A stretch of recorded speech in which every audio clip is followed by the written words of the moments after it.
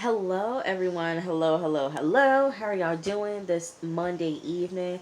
I know y'all are tired of seeing me in my bonnet and in my pajama shirts. I know y'all tired. I know y'all tired, but I can't help it. Every time I get home from work, I change in my pajamas and that's it. So, y'all love me. You love me. I'm going to try. I'm going to try, but I'm just comfortable, right? So, we are here for episode review of Animal Kingdom because Animal Kingdom came on last night. Alright, so let's get started. This is season 5, episode 8 of Animal Kingdom Gladiators. Okay, so this episode really wasn't all that much, so it was easier for me to break down with what happened. So let's do the flashback. So we see young Janine. She is at this jewelry store, and she's looking at all the necklaces and bracelets and all that stuff. And then you see Jake, Manny, and Pamela. They're all dressed up in like exterminator gear and everything like that. They're like hosing the place down with like some spray, and it reeks, it smells, so people are leaving. And so Janine, she plays along and she's leaving with the customers. So then the only people who are in the store is the owner and the security guard. So they take those two hostage and they tie them up and they start getting the jewelry. Janine goes through the back and she is the getaway driver. Here's my thing. You are robbing a jewelry store. Jake and Manny and Pamela were taking their sweet time taking that jewelry one by one. They were just taking it and looking at it.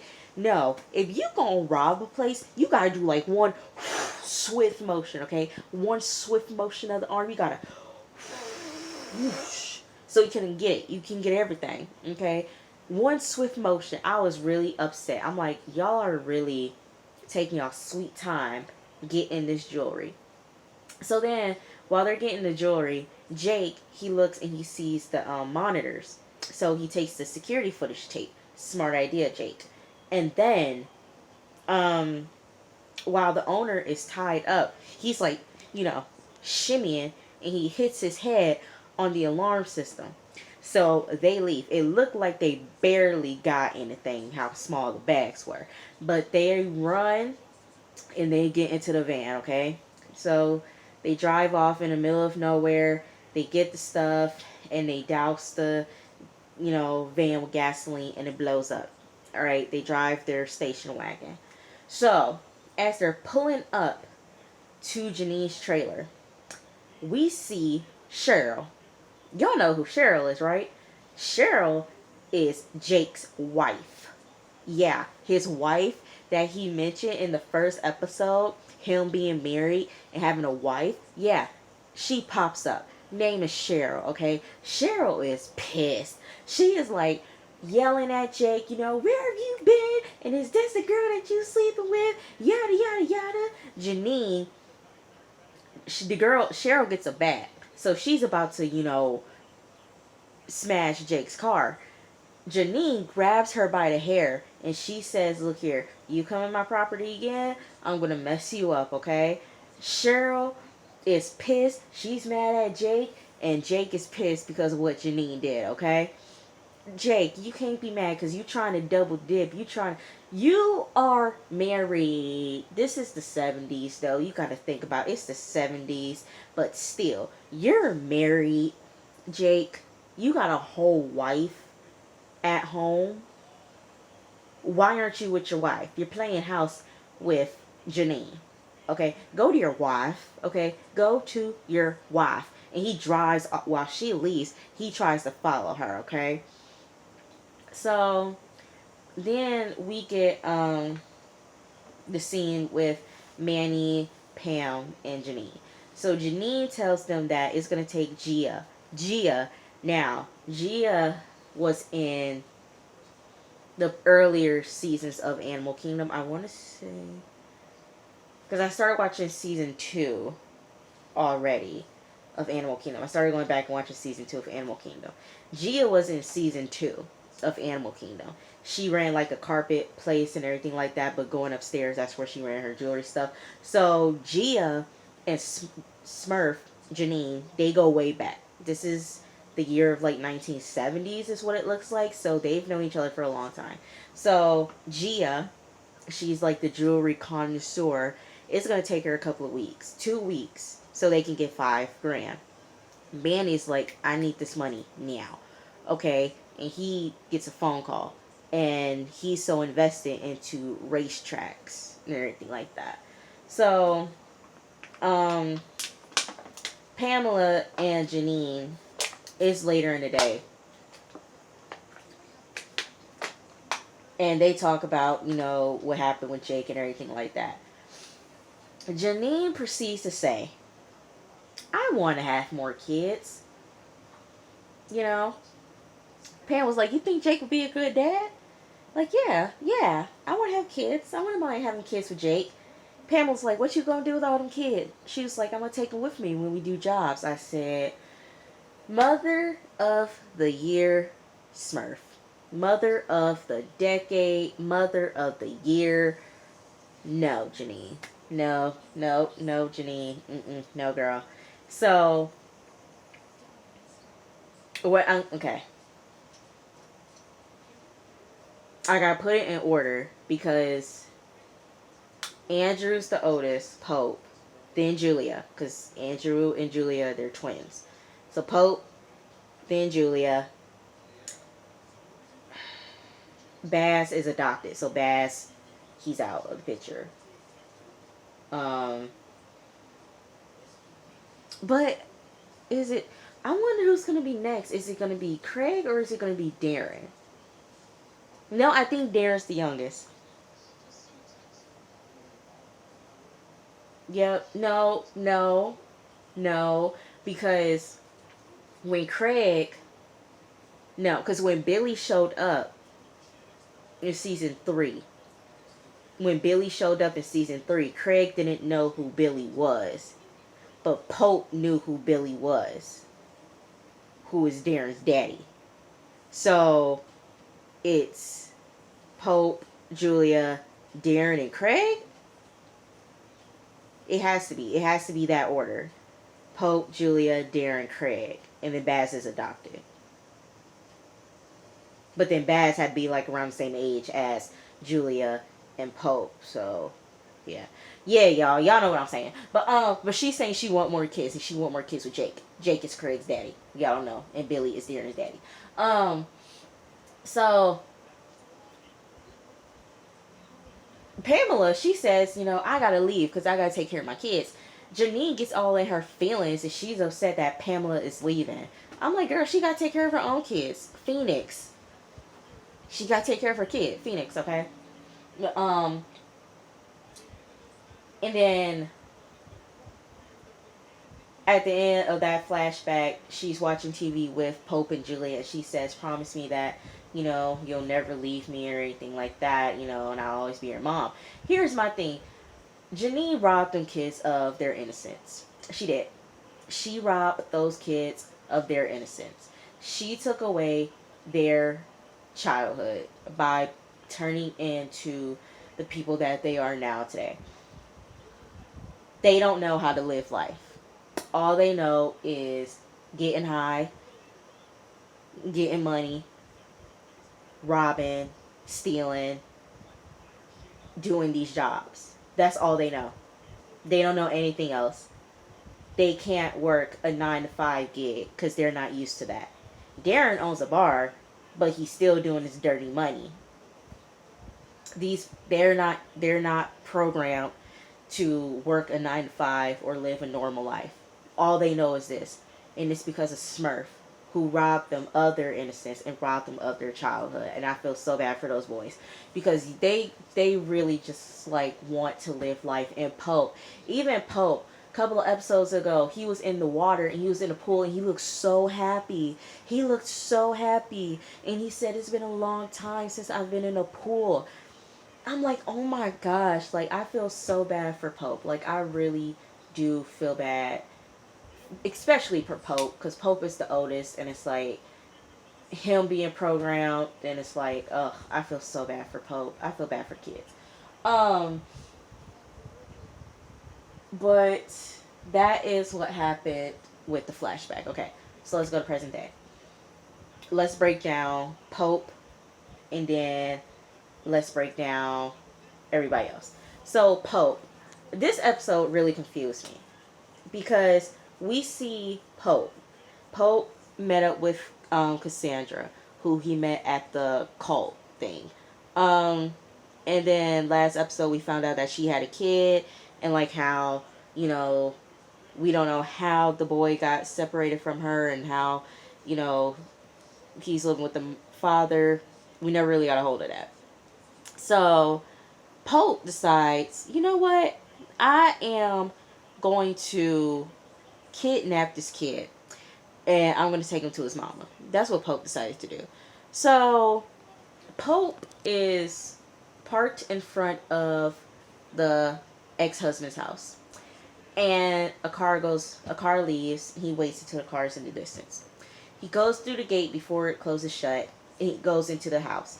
He has his hoodie up, and he has a gun. The boy is in the kitchen, little kitchen nook, and he has his headphones in, reading a book. And the ex-husband is in the pool. I said, Pope, what are you doing?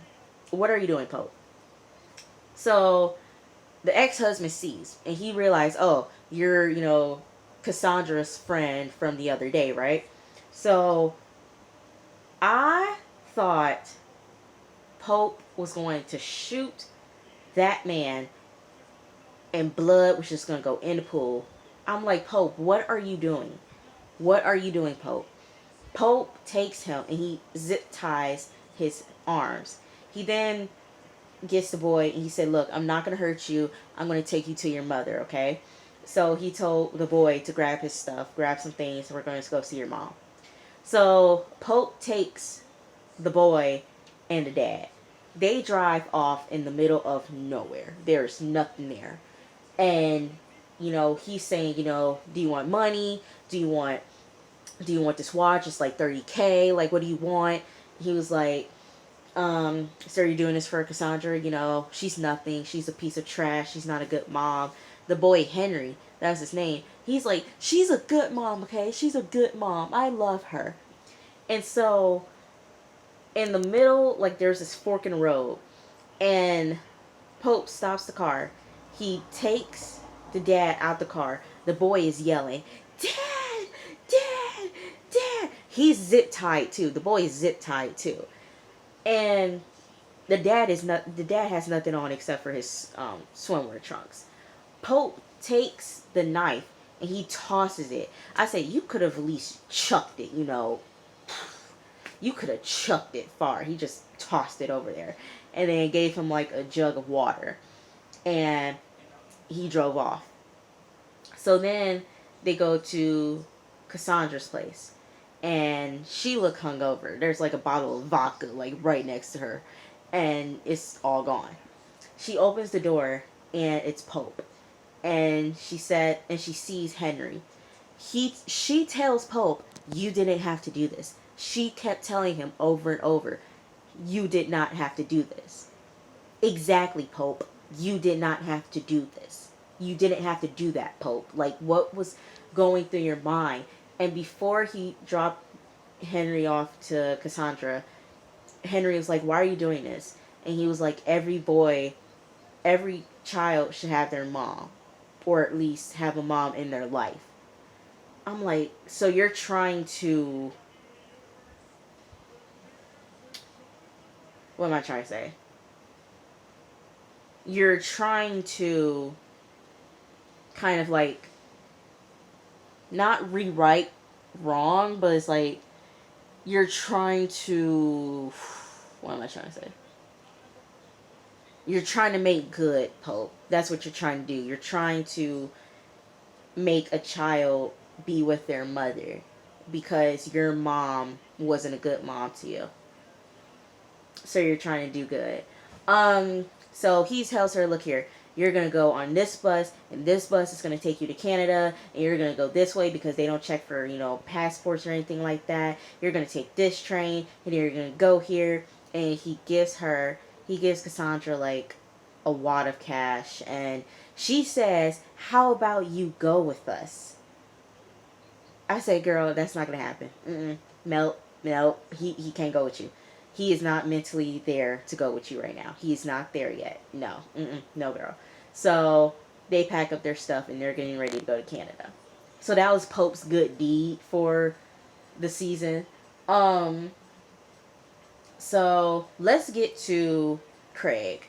Craig is getting out of jail because Ren bailed him out because of what he did last episode. Him being drunk and high, jumping off of the tower on the pier, getting arrested by the Coast Guards. Yeah. That relationship is done. You can feel it. There's no more chemistry there. There's no more affection there. That relationship is on its last leg. And I can say this.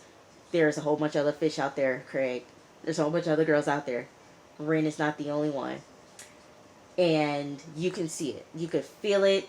You can cut it with the knife. That tension is there. And you can see he doesn't want to be with the child anymore. Because Ren said, I got to meet up with Rachel later. And Craig was like, yeah, take the kid with you.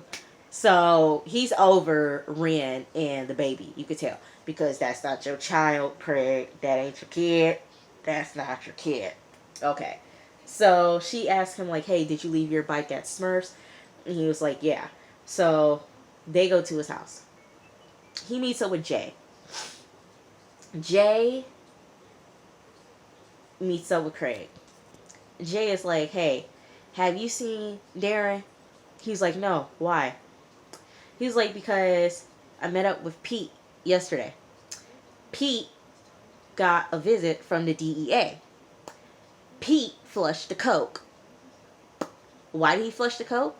Because DEA was sniffing around. Who was the DEA agent? Living Good. The same DEA that's investigating Adrian. Okay? Jay tells Craig, where's Adrian? Adrian is in Indonesia. That's where he's at. Jay was like, wasn't Darren supposed to take care of it? We're asking the same thing. We are asking the exact same thing, Jay. He was supposed to take care of it. But he didn't. Okay? He did not take care of it. So then he tells Craig, yeah, Pete got spooked. He flushed the coke. Craig is pissed and he blames Jay. He was like, this is your fault. This is your job. It was supposed to be cash in there, not coke. How are we supposed to get money? First of all, don't blame Jay. It's not Jay's fault. It's Darren's. Darren should have got rid of Adrian in the first place. He should have got rid of him in the first place, but he didn't do it, okay? Jay, look here. You can always, look here, Craig. You might not know this, but that cocaine, that white powder, can turn into some green paper real fast if you sell it right. So it can eventually turn into cash. That's what you got to do, bro. You got to sell it to make cash. So technically, it is cash. Depends on how much you got, how much kilos you got of cocaine. Still, it's money. That white powder turns into green paper real fast, okay? So that can turn into money. So don't blame Jay. I didn't like it that he was blaming Jay. Don't blame Jay. Blame Darren because he ain't take care of it. So Craig, he goes home. He goes to Smurfs. He goes to, the Cody compound. And he goes through his bedroom. He's looking for something. He finds his emergency stash of cocaine. Okay? Because every cokehead needs to have an emergency pack of cocaine. So he gets a tray and he just starts, cutting up, sniffing it out. I said, might as well just take your whole head and just sniff all over it. So he takes the rest of it and he puts it in a bag. This dude gets on his bike and he goes to this corner store. Before he goes in, he takes a bump. Put on his helmet, gets off his bike, goes in, he robs the place. He gets the money, gets on his bike, drives off, goes to another place, take a bump, goes in, robs it. He keeps doing it. He does this all day because they need cash money. That is what Craig has been doing this whole episode. Getting high and robbing people. Getting high, robbing people. Bump, steal. Bump, steal. Bump, steal. That's all he did. All he did this whole episode. And then he goes to a bar and he asks for, top shelf tequila. And he gives her like $100 bill and he said that'll take care of it until it's over. So that's what Craig was doing this whole episode, okay? So then we see Jay. Jay, he goes and he gets a phone call from Pamela's, my finger itch. He gets a phone call from Pamela's granddaughter. She seems to be a lawyer. That's what I'm getting at. And there's paperwork that he needs to sign. So he meets up with her and she tells him that everything is split up into 4 parts. And then he asks the question, what if, we redo the paperwork? So basically, rework who gets what. And she was like, well, you know what? It's going to take, us doing some rework. And it's going to take a couple of days for me to get you the new paperwork. But, talk to your uncles about it. And she charged $500. She charged $500. So that happened. We see Darren. Darren is, Jay is still trying to look for Darren. Darren is surfing at this place called Trestles, and I guess the waves are better. So he's surfing, and he goes to the bar, and that's where Craig finds him. Craig finds him at the bar. Craig tells him everything that's happened. Told him everything that happened with Pete flushing the coke, and then Living Good, who was the DEA that was at the that showed up at Pete's place. Darren told Craig, I told Jay to take it to the bowling alley. But then Craig was like, well, he gave it to Pete to hold on it. So miscommunication right there. Communication is an issue with this family. They don't know how to communicate with one another, okay? So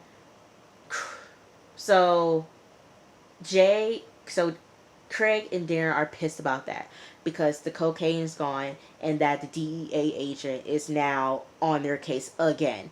And so Darren needs to take care of it. And it's Darren should have been taking care of it, but he was too busy in love with Adrian at the time.